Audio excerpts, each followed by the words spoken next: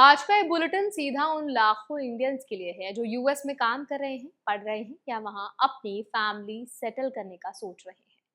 पिछले कुछ दिनों में एक के बाद एक 5 बड़े डेवलपमेंट सामने आए हैं जो डायरेक्टली आपकी visa status, green card wait, registration rules और इवन सिटीजनशिप रूल्स को, राइट्स को टच करते हैं।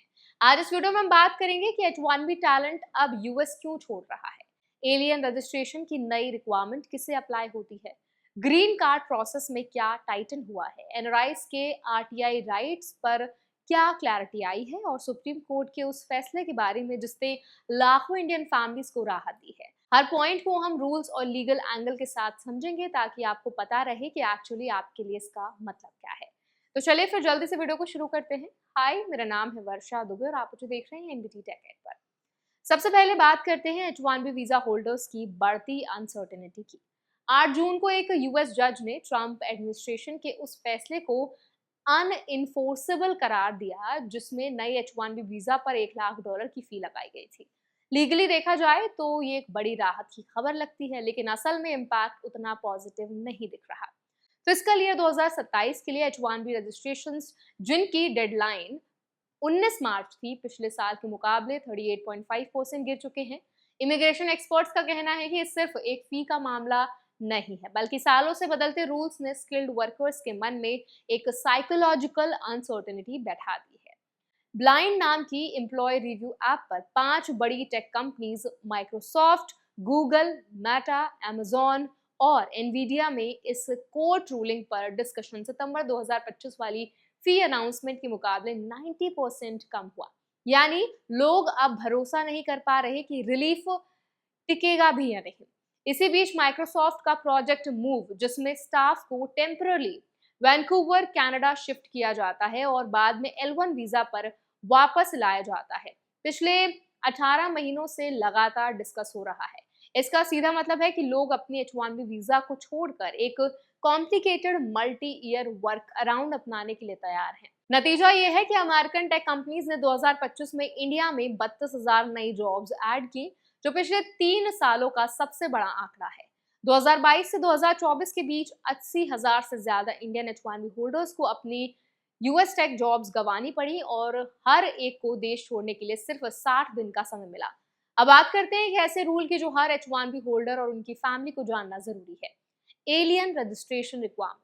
जो लोग वीजा लेकर यूएस आए हैं और जिन्हें अराइवल पर I-94 इशूड हुआ है, उन्हें दोबारा रजिस्टर करने की जरूरत नहीं है, क्योंकि उनका I-94 ही उनकी रजिस्ट्रेशन मानी जाती है। लेकिन एक इम्पॉर्टेंट एक्सेप्शन है। अगर आपका बच्चा यूएस में रहते हुए 14 साल का होता है तो उसे अपने 14वें बर्थडे के 30 दिन के अंदर एक नई फॉर्म G325R के जरिए फिर से रजिस्टर और फिंगरप्रिंट कराना जरूरी है, चाहे वो पहले रजिस्टर्ड क्यों ना हो रहा हो। ये रूल खास तौर पर H4, F2, J2 डिपेंडेंस पर लागू होता है। इसे नजरअंदाज करना महंगा पड़ सकता है। ना करने पर मिस डिनेमर और प्रोसिक्यूशन, फाइन और यहाँ तक कि जेल तक की पेनल्टी का प्रावधान है।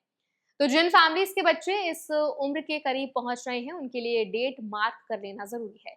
तीसरा बड़ा अपडेट ग्रीन कार्ड प्रोसेस से जुड़ा है, जहां वेट टाइम्स और भी बढ़ते जा रहे हैं।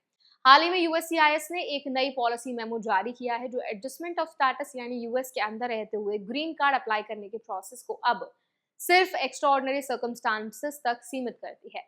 इसका असर F1 students, H1B workers, O1, L1 और तमाम दूसरे नॉन इमिग्रेंट्स पर पड़ेगा, जिन्हें अब ज्यादातर मामलों में अपने होम कंट्री या किसी दूसरे देश के यूएस एम्बेसी से कॉन्सुलर प्रोसेसिंग के जरिए ग्रीन कार्ड लेना पड़ेगा। जिनका I-485 पहले से पेंडिंग है, उनके लिए स्थिति फिलहाल स्पष्ट नहीं है। इसीलिए एक्सपर्ट साफ सलाह दे रहे हैं कि कोई भी अपनी एप्लीकेशन विड्रॉ ना करे या जल्दबाजी में कोई कदम ना उठाए। इसके साथ ही ओवरऑल वेटिंग भी सख्त हुई है। बैकग्राउंड चेक्स अब पहले से ज्यादा गहराई से हो रहे हैं। RFE यानी रिक्वेस्ट फॉर एविडेंस के मामले बढ़ रहे हैं और कॉम्प्लेक्स केसेस में प्रोसेसिंग टाइम 1.5 से 2 गुना तक बढ़ सकता है। इंडिया बॉर्न एप्लीकेंट्स के लिए EB2 और EB3 कैटेगरीज में वेट पहले से ही 1 दशक से ज्यादा का है और ये नई टाइटनिंग उस बैकलॉग को और लंबा कर सकती है। चौथा पॉइंट है एनआरआईज के सिटीजनशिप राइट से जुड़ा एक दिलचस्प खुलासा। 2010 के गवर्नमेंट रिकॉर्ड सामने आए हैं, जिनमें मिनिस्ट्री ऑफ एक्सटर्नल अफेयर्स और मिनिस्ट्री ऑफ होम अफेयर्स ने आपस में साफ किया था कि राइट टू इंफॉर्मेशन एक्ट के तहत सिटीजन की डेफिनेशन में इंडियन पासपोर्ट रखने वाले एनआरआई शामिल हैं, लेकिन ओसीआई और पीआईओ कार्ड होल्डर्स इसमें शामिल नहीं हैं। ये डिस्कशन तब शुरू हुई थी जब यूएस में रहने वाले एक एनआरआई ने तत्कालीन प्रधानमंत्री मनमोहन सिंह को पत्र लिखकर गवर्नेंस प्रोसेस में भागीदारी की मांग की थी। हाल ही में एमईए ने फिर से ये स्पष्ट किया है कि पासपोर्ट सिर्फ एक ट्रैवल डॉक्यूमेंट है, सिटीजनशिप का निर्णायक सबूत नहीं। ये निर्णय सिटीजनशिप एक्ट 1955 के तहत होता है, ना कि पासपोर्ट्स एक्ट के तहत। इस बयान पर शशि थरूर जैसे नेताओं ने इसे एक एब्सर्ड लीगल पैराडॉक्स बताया और मांग की कि कानून में बदलाव कर पासपोर्ट को सिटीजनशिप का पक्का सबूत बनाया जाए। प्रैक्टिकल रूप से देखें तो अभी भी एक इंडियन पासपोर्ट रखने वाला एनआरआई अपने नजदीकी इंडियन एम्बेसी या कॉन्सुलेट के जरिए आरटीआई फाइल कर सकता है। ये अधिकार अभी बरकरार है। आखिरी और सबसे बड़ी राहत वाली खबर है यूएस सुप्रीम कोर्ट के फैसले की। 6-3 के लैंडमार्क डिसीजन में सुप्रीम कोर्ट ने बर्थ राइट सिटीजनशिप को बरकरार रखते हुए ट्रंप के एग्जीक्यूटिव ऑर्डर को खारिज कर दिया। इसका सीधा फायदा उन करीब 3 लाख इंडियन प्रोफेशनल्स की फैमिलीज को मिलेगा जो H-1B बैकलॉग में फंसे हैं। इस फैसले का मतलब है कि यूएस में जन्मे बच्चे चाहे उनके पेरेंट्स किसी भी टेम्पररी वीजा पर हो, ऑटोमेटिकली अमेरिकी नागरिकता और उससे जुड़े सारे अधिकार पाते रहेंगे। चीफ जस्टिस जॉन रॉबर्ट्स ने अपने मेजॉरिटी ओपिनियन में लिखा था कि कॉन्स्टिट्यूशन का ये वादा निभाया गया है और सिटीजनशिप असल में the right to have rights है। भले ही पेरेंट्स अब भी एम्प्लॉयर स्पॉन्सर्ड वीजास के रेगुलेटरी दबाव में रहेंगे, लेकिन उनके अमेरिका में जन्मे बच्चे अब डिपोर्टेशन रिस्क या बदलते एग्जीक्यूटिव ऑर्डर्स से पूरी तरह सुरक्षित माने जाएंगे। तो कुल मिलाकर आज का पूरा पिक्चर ये है कि एक तरफ H-1B फी हटा दी है और सुप्रीम कोर्ट से फैमिलीज को बड़ी राहत मिली है, वहीं दूसरी तरफ ग्रीन कार्ड प्रोसेस सख्त हो रहा है। रजिस्ट्रेशन रूल्स पर सतर्क रहना जरूरी है और सिटीजनशिप को लेकर लीगल डिबेट अभी खत्म नहीं हुई है।